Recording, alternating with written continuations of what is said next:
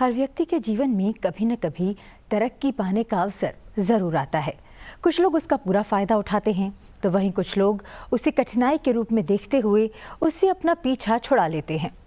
दरअसल हम जिसे आपदा समझते हैं उसमें भी एक अवसर छिपा रहता है, इसलिए ऐसे अवसरों को पहचानें। निश्चित ही वो अवसर आपको मनचाही मंजिल तक पहुंचाएंगे। सुप्रभात, मैं हूं आपके साथ शालिनी खंडेलवाल।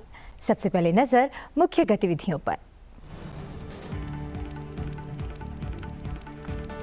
राज्यसभा के उपसभापति हरिवंश ने आईपीयू के पहले सेशन में आतंकवाद को लेकर पाकिस्तान को लताड़ा। कहा, आतंकवादियों को सहायता और पनाह देने का पाकिस्तान का घृणित रिकॉर्ड। जम्मू कश्मीर और लद्दाख को भारत का अभिन्न अंग भी बताया। विदेश मंत्री डॉक्टर एस जयशंकर ने अरुणाचल प्रदेश पर चीन के बार बार के दावों को बताया हास्यास्पद। कहा, सीमावर्ती राज्य अरुणाचल भारत का स्वाभाविक हिस्सा। चुनाव आयोग ने आगामी लोकसभा और विधानसभा चुनावों को लेकर अपनाया पर्यावरण अनुकूल दृष्टिकोण। मशीनरी और राजनीतिक दलों को मतदाता सूची और चुनावी सामग्री के लिए कागज का उपयोग कम से कम करने का निर्देश।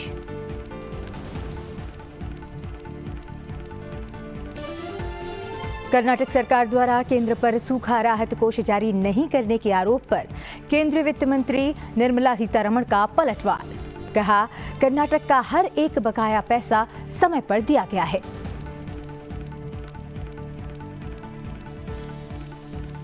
और पाकिस्तान के दूसरे सबसे बड़े नेवी एयरबेस पर आतंकी हमला। पाक सुरक्षा बलों ने मोर्चा संभालते हुए 4 आतंकवादियों को मार गिराया।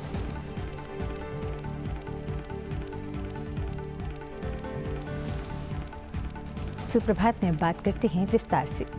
जिनेवा में अंतर्राष्ट्रीय संसदीय संघ के 148वें सम्मेलन की महासभा में राज्यसभा के उपसभापति हरिवंश ने शिरकत की। वो सम्मेलन में भारत का प्रतिनिधित्व करने के लिए एक संसदीय प्रतिनिधिमंडल का नेतृत्व कर रहे हैं।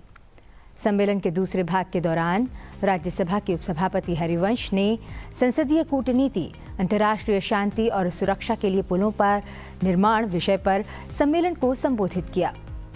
इस दौरान अंतर्राष्ट्रीय शांति और सहयोग को बढ़ावा देने में भारतीय संसद और सांसदों की भूमिकाओं पर भी उन्होंने प्रकाश डाला।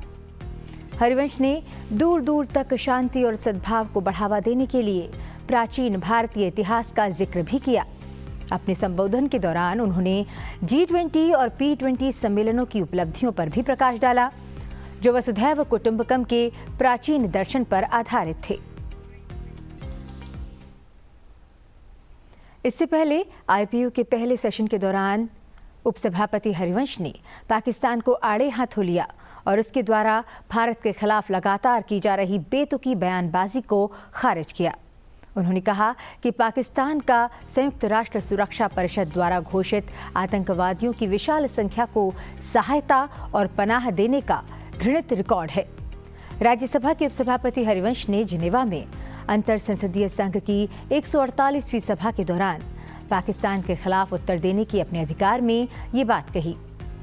जम्मू कश्मीर और लद्दाख को भारत का अभिन्न अंग बताते हुए राज्यसभा के उपसभापति ने कहा कि किसी भी व्यक्ति या संस्था की लफ्फाजी और दुष्प्रचार से तथ्यों को गलत साबित नहीं किया जा सकता। I take the floor to reject the preposterous comments made by Pakistan against my country. India is the largest democracy in the world, and I am privileged that many consider the Indian democracy a model to be emulated. Lectures by a country which has an abysmal track record of democracy is laughable, to say the least. It would have been better if Pakistan did not undermine the importance of a platform like IPU by such absurd allegations and false narratives. As regards the Union territories of Jammu and Kashmir and Ladakh, they have been and will always remain an integral and inalienable part of India. No amount of rhetoric and propaganda from anyone can override this fact. Instead, Pakistan would be well advised to stop its terror factories that continue to launch countless cross-border terrorist attacks in Jammu and Kashmir while farcically claiming to champion the cause of human rights. IPU members are well aware that Pakistan has an established history of harboring, aiding, and actively supporting terrorists. Let me recall that Osama bin Laden, the face of global terror, was found in Pakistan. Madam Speaker, the country Pakistan holds the ignoble record of hosting one of the largest number of terrorists proscribed by the UN Security Council. I trust that Pakistan will draw the correct lessons for the good of its own people. Thank you. अब बढ़ते हैं आगे और बात करते हैं विदेश मंत्री के सिंगापुर दौरे की। विदेश मंत्री डॉक्टर एस जयशंकर सिंगापुर दौरे पर हैं। वहां एक कार्यक्रम में बोलते हुए डॉक्टर एस जयशंकर ने पूर्वोत्तर भारत में अरुणाचल प्रदेश से लगी चीन की सीमा और भारतीय भूभाग पर चीन के दावों को हास्यास्पद करार दिया। उन्होंने कहा कि सीमांत राज्य अरुणाचल प्रदेश भारत का स्वाभाविक हिस्सा है। उन्होंने राजनेताओं के अरुणाचल दौरे का चीनी खेमे से विरोध किए जाने पर कहा कि ये कोई नया मुद्दा नहीं है। चीन ने दावा किया है कि उसने अपने दावे का विस्तार किया है। ये दावे शुरू में हास्यास्पद थे और आज भी हास्यास्पद बने हुए हैं। डॉक्टर एस जयशंकर ने कहा कि मुझे लगता है कि हम इस पर बहुत स्पष्ट और सुसंगत राय रखते हैं। आप जानते हैं कि ये कुछ ऐसा है जो सीमा विवाद से जुड़ी चर्चा का हिस्सा भी बनेगा। बता दें कि चीनी विदेश मंत्रालय ने प्रधानमंत्री नरेंद्र मोदी की हालिया अरुणाचल प्रदेश यात्रा पर आपत्ति जताई थी।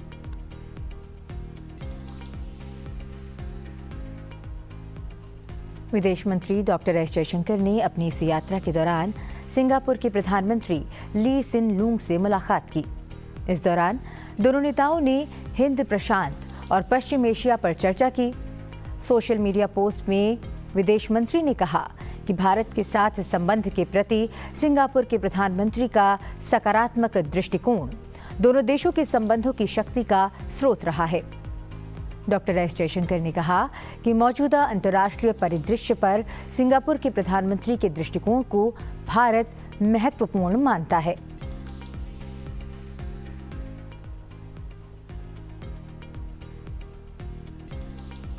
सिंगापुर यात्रा के दौरान विदेश मंत्री ने सिंगापुर के विदेश मंत्री विवियन बालाकृष्णन से भी मुलाकात की।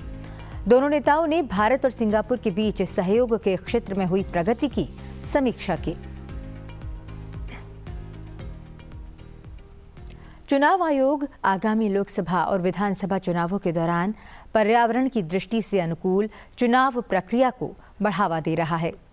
आयोग ने चुनाव मशीनरी और राजनीतिक दलों को मतदाता सूची और चुनावी सामग्री के लिए कागज का उपयोग कम से कम करने के निर्देश जारी किए हैं। साथ ही चुनाव निकाय ने ई बुक्स और ई डॉक्यूमेंट्स के उपयोग पर जोर दिया है और डबल साइड प्रिंटिंग और लेआउट अनुकूलन सुनिश्चित करने के लिए कहा है।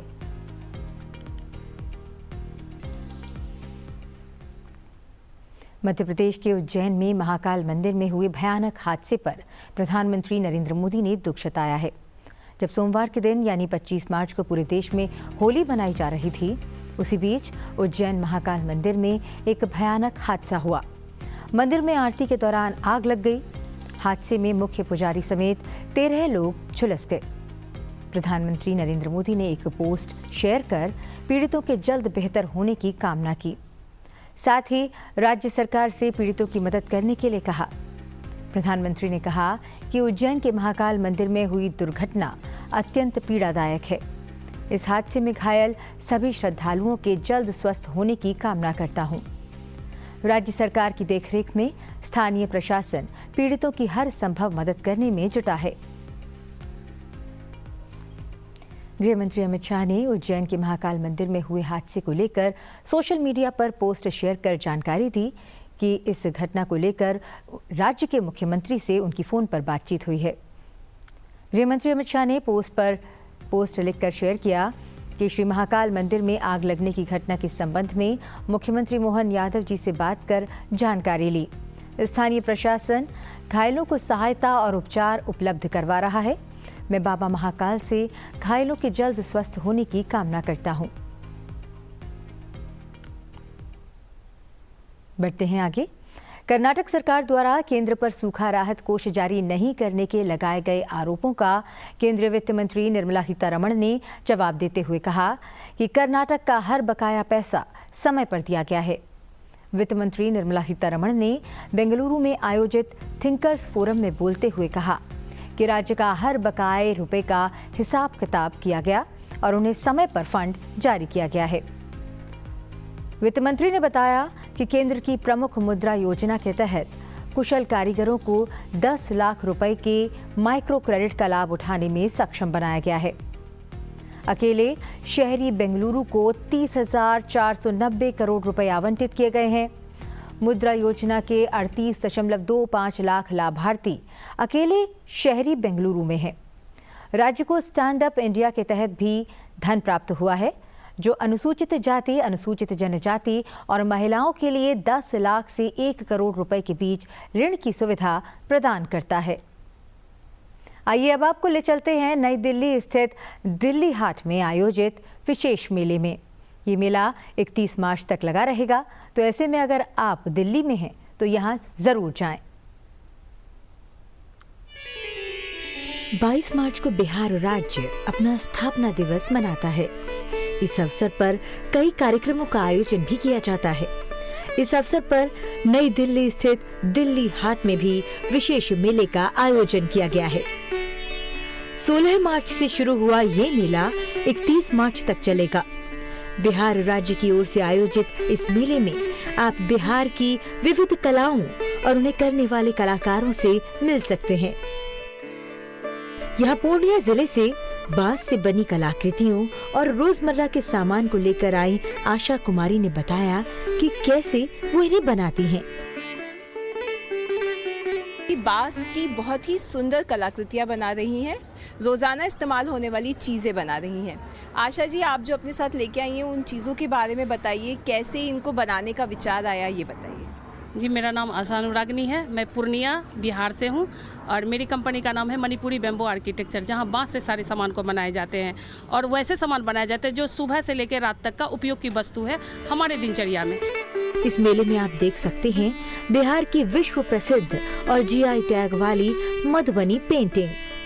साथ ही पेपर मेशी, टिकुली और सिक्की आर्ट के कलाकार भी अपनी कला को लेकर यहाँ आए हैं। इस मेले में सिक्की से पेंटिंग बनाने वाले कलाकार भी आए हैं। इस मेले में आपको बिहार राज्य की कला, संस्कृति, रहन सहन, खान पान समेत हर एक चीज की झलक देखने को मिलेगी। दिल्ली हाट के इस मेले में आकर आप कुछ देर के लिए ये महसूस कर सकते हैं कि आप दिल्ली में नहीं बल्कि बिहार में ही हैं।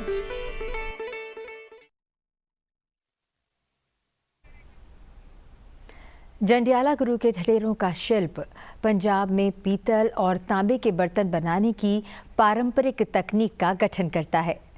साथ ही ये पीतल और तांबे के बर्तन बनाने का सम्मानित शिल्प है। यूनेस्को की अमूर्त सांस्कृतिक विरासत सूची में मान्यता प्राप्त ठठेरा अनुष्ठानिक और व्यावहारिक महत्व दोनों के साथ बर्तन बनाने में माहिर हैं और अपनी जटिल तकनीकों के लिए प्रसिद्ध हैं। तांबा, पीतल मिश्र धातुओं से निर्मित बर्तन स्वास्थ्य के लिए फायदेमंद माने जाते हैं।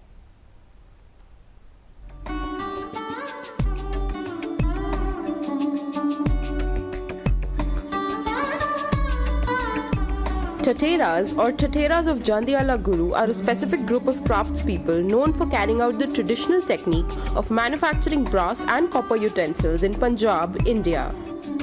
Lending recognition to their skill, the craft of the Tateras, which has been transmitted orally for generations, was inscribed in UNESCO's Intangible Cultural Heritage List in 2014. The crafted utensils are of utilitarian and ritualistic value. Madhuparkha, a vessel used for making surma, kohl, and Vijayakant, a prayer gong used in temples, are fine examples of Tateras' craftsmanship. Copper, brass, and kansa, an alloy of copper, zinc, and tin, used by Tateras in the utensil manufacturing process, are believed to be beneficial for health and recommended in Ayurveda, India's ancient school of medicine. The craft of utensil making among the Tateras of Jandialaguru was threatened due to inadequate patronage and marketing. With recognition in UNESCO's Intangible Cultural Heritage list, the unique historical craft has remained alive.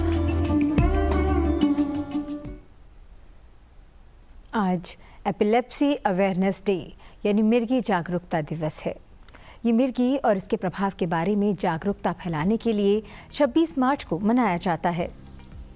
इसका उद्देश्य दुनिया भर में लगभग 50 million लोगों को प्रभावित करने वाली न्यूरोलॉजिकल स्थिति के बारे में जनता के ज्ञान को बढ़ाना है। इसे पर्पल डे के रूप में भी जाना जाता है। लोगों को मिर्गी जागरूकता के समर्थन में बैंगनी रंग पहनने के लिए प्रोत्साहित किया जाता है। मिर्गी केंद्रीय तंत्रिका तंत्र यानी सेंट्रल नर्वस सिस्टम को प्रभावित करती है, जिससे दौरे और अन्य लक्षण उत्पन्न होते हैं।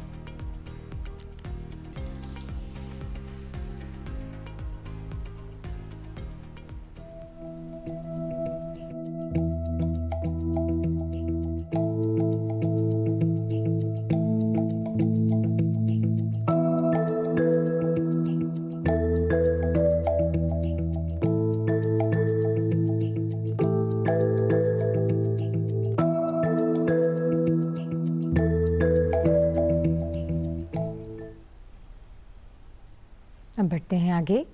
पाकिस्तान के बलूचिस्तान में देश के दूसरे बड़े नेवी एयरबेस पर आतंकी हमला हुआ है। तुर्बत शहर स्थित पाकिस्तानी नौसेना के स्टेशन पर हमले के बाद पाक सुरक्षा बलों ने मोर्चा संभालते हुए 4 आतंकवादियों को मार गिराया। सुरक्षा सूत्रों के मुताबिक स्वचालित हथियारों और हथगोले से लैस आतंकवादियों ने तुर्बत में पाकिस्तानी नौसेना स्टेशन PNS सिद्दीकी पर हमला किया। स्टेशन पर मौजूद सुरक्षा कर्मियों ने जवाबी फायरिंग की और आतंकियों को मार गिराया। बताया गया है कि पाक सुरक्षा बलों को इस झड़प में कोई नुकसान नहीं हुआ है।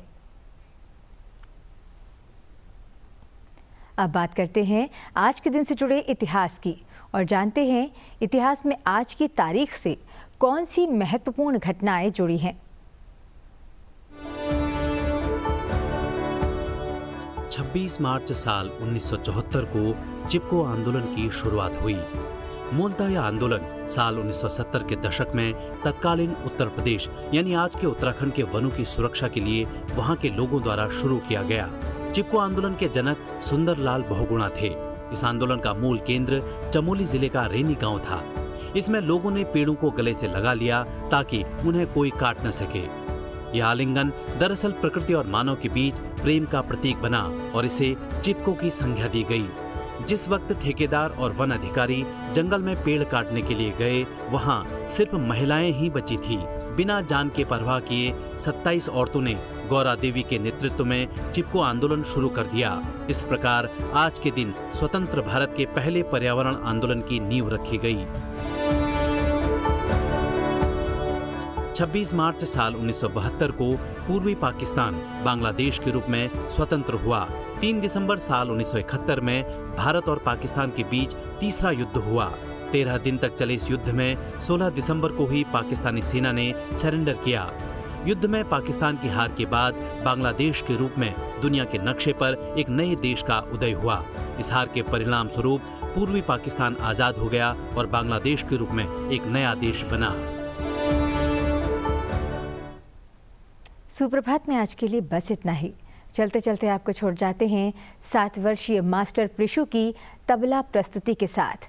मास्टर प्रिशु छोटी सी उम्र से ही तबला सीख रहे हैं। उन्होंने तबला वादन अपने पिता से सीखा है। आप लीजिए इस नन्हे कलाकार की प्रस्तुति का आनंद। मुझे दीजिए आज्ञा। आप बने रहिए सनसेट टीवी के साथ। नमस्कार।